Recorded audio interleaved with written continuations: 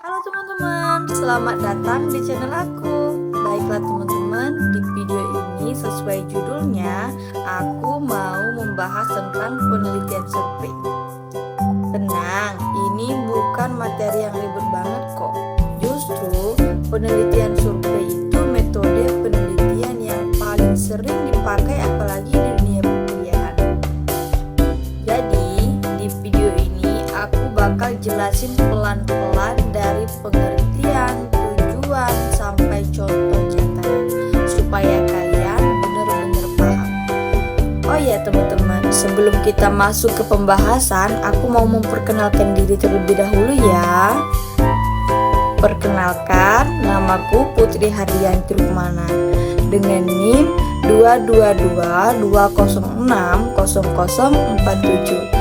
Aku salah satu mahasiswi STIT Al-Madhiriyah Muratara dengan jurusan Manajemen Pendidikan Islam. Video ini aku buat untuk memenuhi tugas mata kuliah Metodologi Penelitian Survei yang diampu oleh Ibu Al-Sapitri MPD. Oke, kita mulai dari pengertiannya dulu ya. Apa sih penelitian survei? Singkatnya, penelitian survei itu penelitian yang ngumpulin data dari banyak orang dengan cara ngasih pertanyaan. Pertanyaannya bisa berupa angket, kuesioner, atau Google Form. Jadi, kita nggak ngasih perlakuan apa-apa ke responden, kita cuma nanya lalu mencatat jawabannya. Contohnya gampang, kamu puas nggak sama layanan kampus? Nah, itu sudah salah satu termasuk penelitian survei loh. Lanjut, kita akan membahas tentang tujuan penelitian survei. Terus, kenapa sih kita pakai penelitian survei? Nah, tujuannya antara lain buat tahu pendapat orang, buat lihat sikap atau persepsi, buat menggambarkan kondisi yang sedang terjadi, dan sering juga dipakai buat bahan evaluasi. Misalnya nih, kampus mau tahu mahasiswanya puas atau enggak sama pembelajaran online. Nah, itu tuh cocok banget pakai survei. Pembahasan selanjutnya yaitu ciri khas penelitian survei. Penelitian survei punya beberapa ciri khas. Pertama, respondennya banyak. Kedua, kita pakai sampel, bukan semua orang. Ketiga, pertanyaannya sudah disiapkan dari awal. Nah, yang keempat, datanya itu biasanya berupa angka. Dan yang paling penting, penelitian survei itu non-eksperimen. Jadi kita cuma mengamati, bukan mengubah keadaan. Oke, pembahasan yang selanjutnya yaitu jenis-jenis penelitian survei. Nah, survei itu ternyata ada beberapa jenis loh. Nah, yang pertama yaitu survei deskriptif. Nah, survei deskriptif ini tujuannya tuh cuma menggambarkan kondisi. Contohnya, bagaimana sih tingkat kepuasan mahasiswa terhadap fasilitas kampus? Nah, di sini kita nggak nyari pengaruh apa-apa, cuma pengen tahu gambaran umumnya aja. Oke, survei yang kedua yaitu survei analitik. Kalau ini kita mulai nyari nih hubungan antar variabel. Contohnya, apakah motivasi belajar berpengaruh terhadap prestasi mahasiswa? Jadi, bukan cuma menggambarkan, tetapi juga menganalisis. Oke, pembahasan yang selanjutnya yaitu survei berdasarkan waktu. Nah, kalau dilihat dari waktunya, survei juga dibagi menjadi dua. Yang pertama yaitu cross-sectional. Nah, ini survei yang dilakukan hanya satu kali saja. Biasanya dipakai kalau waktunya terbatas, misalnya tugas kuliah. Yang kedua yaitu longitudinal. Nah, kalau yang ini surveinya dilakukan berulang kali, beda sama cross sectional tadi yang hanya dilakukan hanya satu kali. Tujuannya buat lihat perubahan dari waktu ke waktu. Oke, kita masuk ke pembahasan selanjutnya ya, yaitu populasi dan sampel. Populasi itu apa sih? Nah, jadi populasi itu semua orang yang mau kita teliti. Sedangkan sampel itu sebagian dari populasi tersebut. Kenapa harus pakai sampel? Ya, karena nggak mungkin kita nanya ke semua orang, ya kan? Yang penting sampel itu harus mewakili populasi.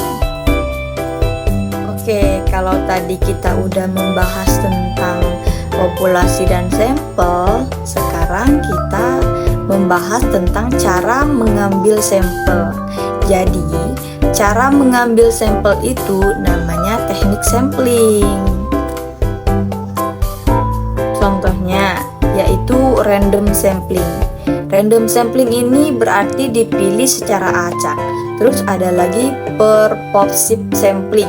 Sedangkan ini dipilih sesuai kriteria saja. Ada lagi yaitu stratified sampling, dibagi berdasarkan kelompok tertentu. Oke, kita masuk ke pembahasan yang selanjutnya yaitu instrumen penelitian.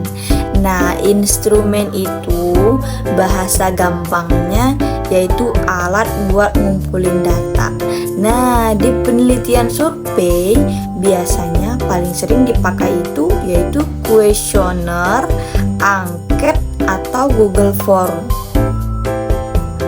Biasanya pakai skala Likert, misalnya sangat setuju sampai sangat tidak setuju. Terus bikin kuesioner itu gimana sih? Nah, bikin kuesioner itu enggak asal nanya. Langkahnya yang pertama itu tentukan dulu apa yang mau diukur. Terus buat indikatornya, baru susun pertanyaannya. Lalu diuji deh apa pertanyaannya jelas atau enggak. Nah, pertanyaannya itu harus mudah dipahami, terus enggak menyesatkan juga, dan sesuai tujuan penelitian.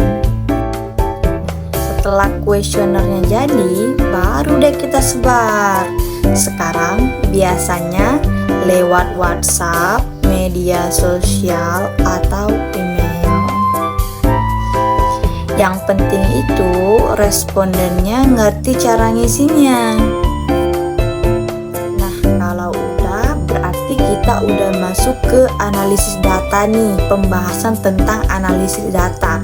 Nah, data yang udah terkumpul biasanya tuh dihitung, dipresentasikan, lalu disajikan dalam bentuk tabel atau diagram.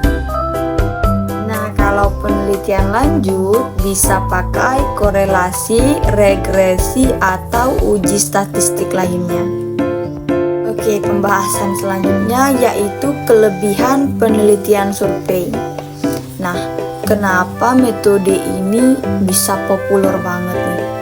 Ya, karena yaitu praktis, bisa dapat data yang banyak, terus hemat waktu juga, dan cocok untuk penelitian sosial.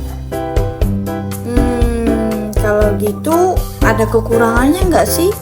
Ya tentu ada dong. Penelitian survei ini juga punya kekurangan atau kelemahan. Misalnya seperti responden yang nggak jujur, terus asal-asal ngisi atau salah paham sama pertanyaan. Nah, makanya kuesioner itu harus dibuat sejelas mungkin.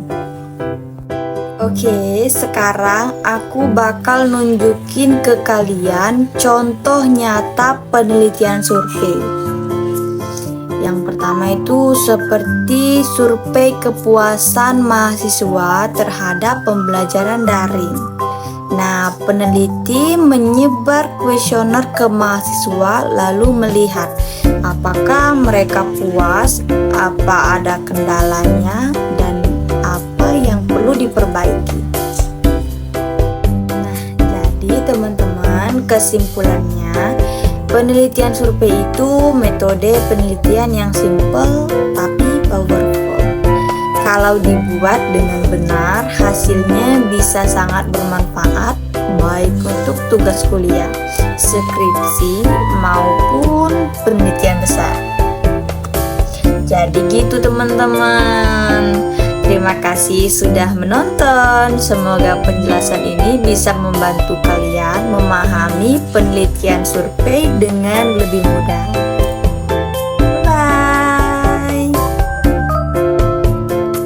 Belum selesai ya, masih ada beberapa hal yang perlu aku kasih tahu. Simak baik-baik ya. Aku mau ngasih tahu ke kalian bahwa ada kesalahan yang sering terjadi dalam penelitian survei, tapi jarang banget disadari. Oke, kesalahan yang pertama, pertanyaannya terlalu panjang dan ribet. Nah, jadi responden itu jadi males baca. Akhirnya ya asal jawab deh. Terus ada kesalahan kedua, yaitu pertanyaannya menggiring jawaban. Misalnya, menurut Anda, pelayanan kampus yang sudah sangat baik ini bagaimana? Nah, ini sudah nggak netral lagi. Kesalahan yang ketiga, yaitu sampelnya nggak sesuai.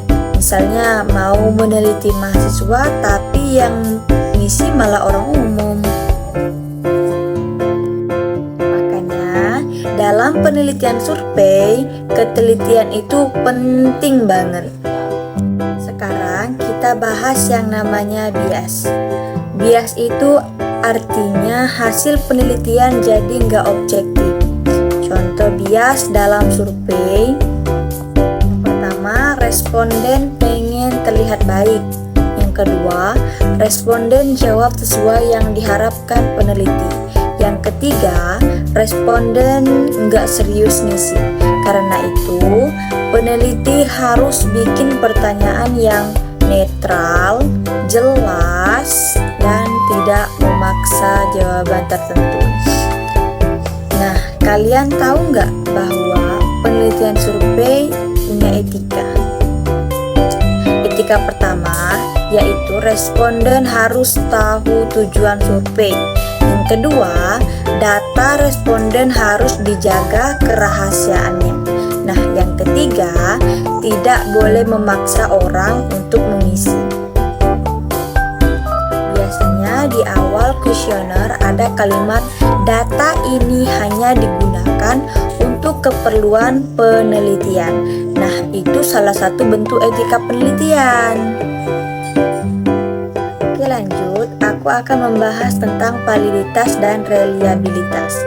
Nah, mungkin istilah ini sering bikin pusing ya, tapi sebenarnya simple kok.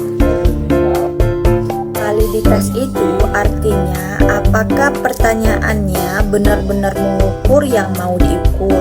Contoh, kalau mau mengukur kepuasan, jangan malah nanya kehadiran.